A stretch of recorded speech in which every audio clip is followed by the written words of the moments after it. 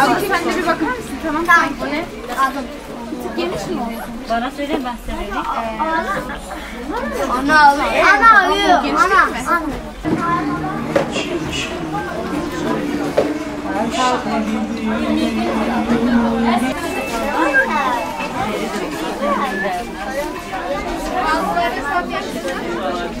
Buna da aynı şekilde yazıyor mu? Ben standart. Evet, faselmiş kadar.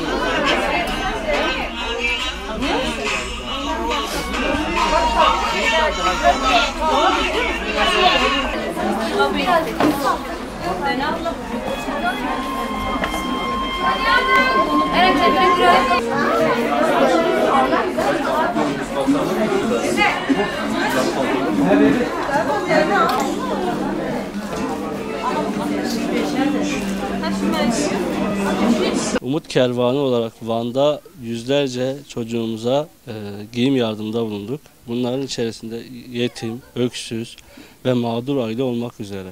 Her sene olduğu gibi bu sene de biz malum hayırseverlerin vermiş olduğu yardımları ihtiyaç sahibi olan ve mağdur, yetim ve öksüz olan çocuklara ulaştırmaya çalıştık. Hayırsever abilerimiz sayesinde kendilerini mağazaya getirerek kendi giyimlerini, kuşamlarını, kendi bedenlerine uygun olarak almalarına elimizden geldikçe gayret gösterdik. Allah-u Teala o hayırsever abilerimizden razı olsun inşallah. Malum önümüz Kurban Bayramı. Her sene olduğu gibi bu sene de Allah nasip ederse Kurban Bayramı'nda kurbanlarımızı kesip, hayırseverlerin vermiş olduğu kurbanları kesip ihtiyaç sahibi olan mağdur, öksüz ve yetim olan ailelerimize ulaştırmaya çalışacağız.